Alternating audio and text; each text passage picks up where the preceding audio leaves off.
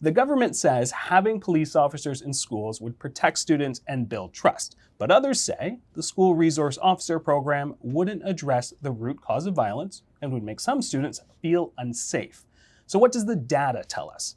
I got insight into the program's pros and cons from Leanne Cole, school trustee for Mississauga Wards 1 and 7, and David Bosveld, co-founder of Peel Black Collective and Black Education Fund Empowers, and a human rights educator. David, Leanne, welcome to the program. How are you guys doing? Great, thanks. Thank you. I'm doing well. All right, we're going to start off with Bill 33, right into it. The Ontario government's Bill 33, the Supporting Children and Students Act, calls on school boards to implement school resource officer, SRO, programs where such programs are available.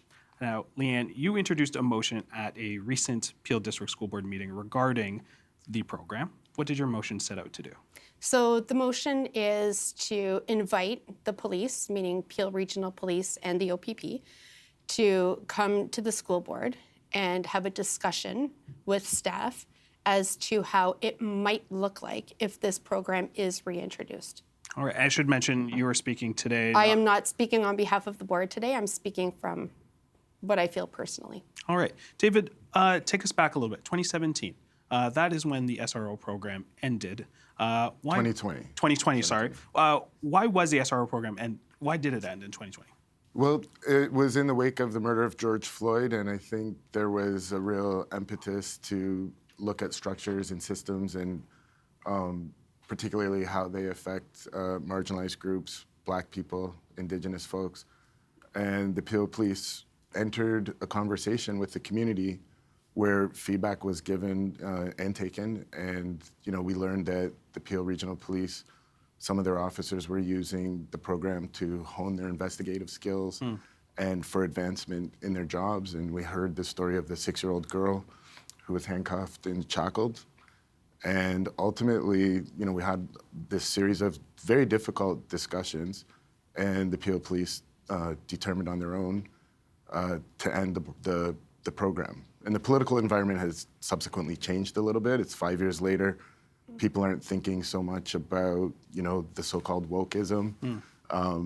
And here we are in an environment where people are, actively wishing to have police officers back in schools. In terms of the program's length, how long did it actually last for before all of that feedback? I don't know specifically how long it was there, but it was there long enough to create significant harm. All right, I should mention that we did reach out for a statement from the Ministry of Education. We did not hear back in time for the taping. Leanne, help us understand how the SRO program is supposed to work. I really can't speak to how it was supposed to work before I was a trustee, but from what I know, they were supposed to be there as a support for students, to build relationships with students. They weren't there specifically to get students in trouble or to arrest them or anything like that. It was mainly just to create a relationship with students and in a supportive way. So help us understand. So from a day-to-day, what would that look like with a police officer in the classroom? What would it look like without them? With them. And I don't necessarily know if they were in the classrooms. I think they could have been anywhere on school property. But this is why I'm bringing this motion forward now, is to see what that might look like going forward, because we do recognize that it wasn't perfect. There were mistakes. All right, I want to show a graphic. This is data compiled by Global News late August, showing the number of violent incidences in Ontario schools. As you can see, the numbers creep up just before the pandemic, a drop to around 1,000 in the middle of the pandemic when schools were closed, and then rise to over 4,000 after the school closures ended. David, is there a connection between the end of the SRO program and the rise of violence in schools? Well, I don't think so. Like Trustee Cole said, right? The SRO program is not designed to be an enforcement program, but a relationship building program. So the folks that are, saying, hey, our schools are unsafe, bring back police officers and then they'll be safe, I think are contorting, right? What the purpose of those programs was. Building relationships is not arresting and handcuffing and dealing with discipline that could be handled by school staff and principals. So I think, the previous design of the program, although it was intended to be, relationship building, morphed into, the principal could call on the police officers to address certain issues.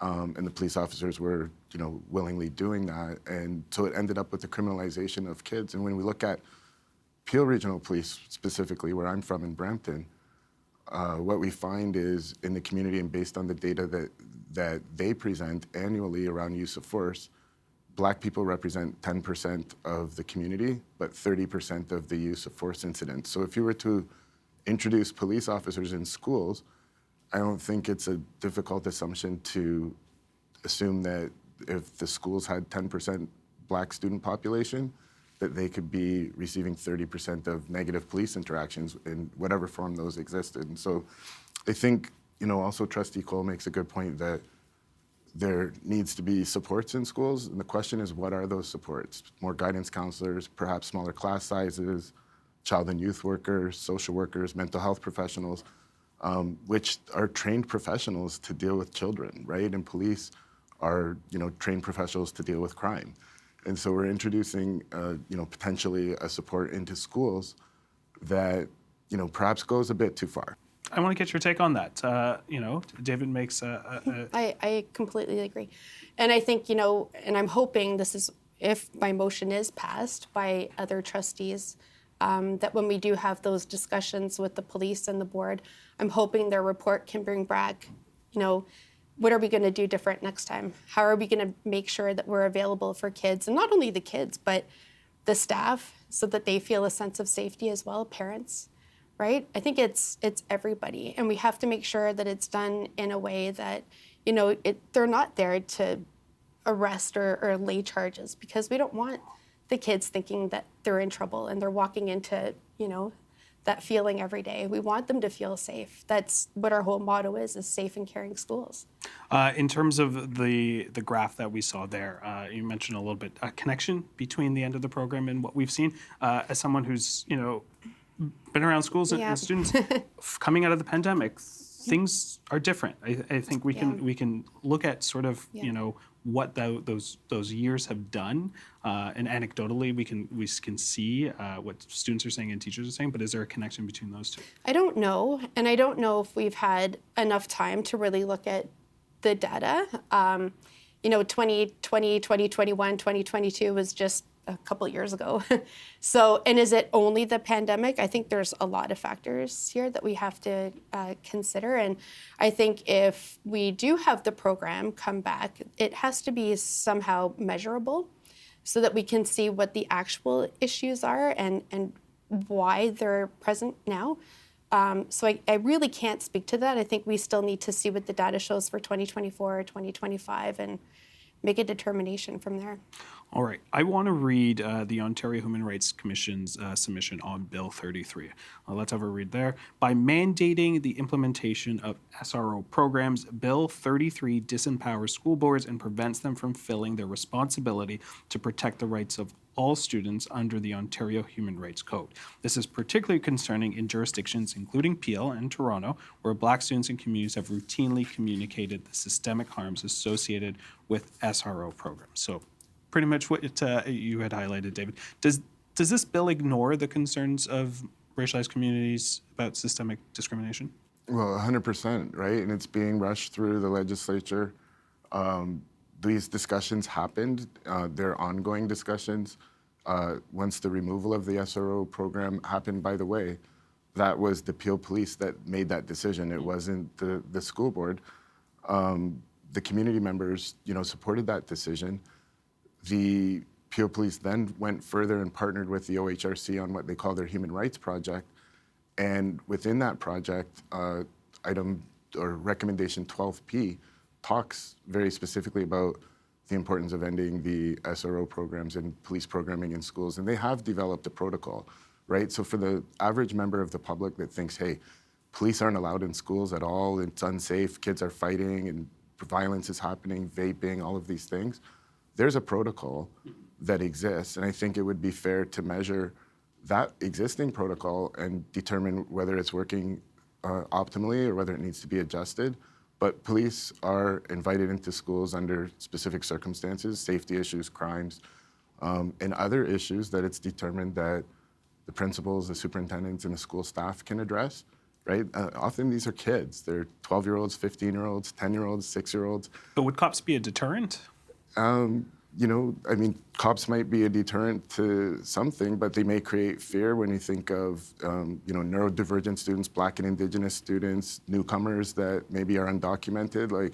Going to your school and seeing a cop could, really be traumatizing for people. Also, people who have had negative interactions with police. So I think, and I'll just reiterate, in the school environment, we should be pressing for resources and funding for things that support students' social, emotional well-being. And that would be the things I listed before, right? More guidance counselors, smaller class sizes, extra supports as child and youth workers. Those are the professionals that can really help deal with behavioral issues. And, the introduction of SRO programs, it's always stated as, it's just to build relationships, but it's always also, under the guise of schools are unsafe, and if a cop's there, maybe they can address some of these issues, and that will end up, we know, disproportionately criminalizing students from marginalized groups. All right, with that, Leanne, I want to get a better understanding of what you're hearing from parents. Are they asking for police to be on school grounds through this SRO program? I think from what I know, the majority of them are. We actually went out into the community, myself and a few other trustees. It was after an incident had occurred in Caledon, whereby a parent was very upset about what happened to their child. And so we took a petition in the community, and we just chose random areas in Mississauga, Brampton, and Caledon. We went door to door, and we spoke to parents, and sometimes if their kids were home, the kids too. And we asked them, is this something that you would support if the school board could facilitate a conversation with the police about what this might look like going forward? And from the signatures that I got, which is roughly about 100, I would say, I think I had one person say no. So, but again, to your point, I agree with you at the same time, because it has to be a program that works and it has to be measurable. And I know you said that keyword, we have to be able to measure this. So what are we doing right and what are we doing wrong? And if it does come back, and this is why I've put this motion forward to discuss this with staff and the police, what is it going to look like? How are we going to measure this? Maybe we just start with a couple schools at first. Maybe the officer is not in uniform. Maybe they're plain clothes. I don't know. But that's why I put this motion forward, to see what it might look like, because there is a sense of fear right now, right? So, and it's hard to look at the broader picture and decide, who do we listen to? This group, this group. So, we have to work with everybody to make sure that it's done right. All right. I should mention, 100 signatures is not a huge number, but I do want to ask David, if a majority of students, parents, and teachers did want the program back, would you support it? If they did want the program back? No, absolutely not. So, and the reason is very simple. If you go out into the community with an equity lens and keeping in mind the history and the context of the Peel District School Board that was placed under supervision because of an unwillingness and inability to address specifically anti-Black racism and other forms of discrimination, that was in 2020 as well. And the commitment and the directives from the Ministry of Education were all around equity and listening to marginalized voices of people from marginalized communities. And it's those voices that are going to experience harm, and policing creates harm in those communities in every example, right? So we couldn't possibly be naive enough to think that in a school environment, policing programs would, not harm Black students and other marginalized students. And I think the idea of majorities, speaking out and saying, yeah, we want police, you would have to give some education to folks and explain what the history is, what the current state is, why we got to where we got, what the safety issues are, what the other possible solutions for, if there are safety issues. Your graph demonstrated that perhaps there's more violent incidents in schools.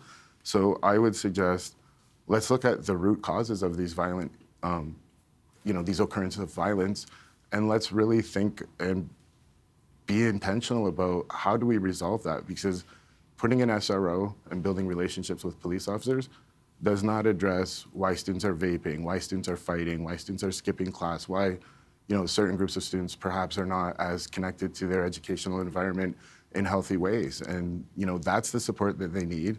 And I'll say it 1,000 times. Police officers are not trained to be child and youth workers. And introducing them to the school at the cost, right? Their budgets are ballooning. They're saying that they don't have the resources to deal with car theft and crime in the community, which they also say is on the rise. And they're going to literally embed a police officer, in multiple schools across the province of Ontario. I don't think it makes sense. I think we should have a constructive conversation about what type of supports and resources the province can add to create real safety in schools for everybody. All right, so Bill 33 went for a final vote today. Leanne, I want to have a better understanding in terms of a timeline. When do you expect the SRO program to be implemented in Peel? I wish I could answer that. And honestly, I have no idea. I haven't been told anything, and I don't have any guess. But I do agree with what you said. It would be great if we could have more social workers and support workers in the school when it comes, you're right, it comes down to funding. And for us to have the police back, that's at no cost to the board.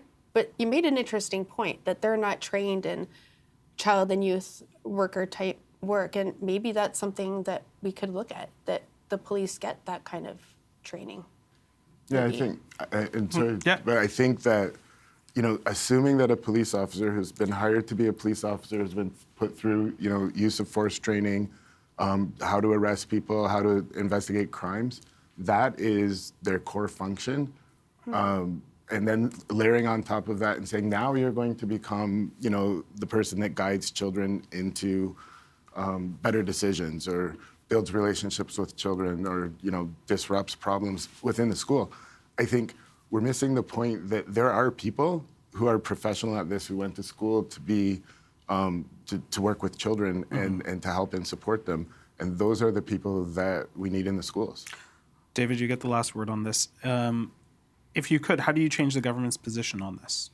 Well, there's been a ton of advocacy. We're not in a political environment that is the same as we were in 2020, but in 2020 we saw, boards particularly the appeal board placed under supervision, directives issued by the Minister of Education to, begin to address the systemic anti-Black racism that existed and continues to exist. And so, it's advocacy. It's groups like Policing Free Schools, BEF Empowers, Peel Black Collective. There's a whole bunch of groups out there that are educating and mobilizing community members to, really understand this issue, because without understanding the issue, I think, in fairness to the folks that say yes to, police back in schools, they want their kids to be safe, and this is what's being proposed to keep them safe and nothing else. So let's have a broader discussion about what's, long-term going to create safety in schools for children, for staff, for everybody. All right, we will leave it there. Leanne, David, thank you so much for your insights. I'm sure this will be a conversation that we will be following closely, so I really appreciate your time. Thank you for having us. Thank you.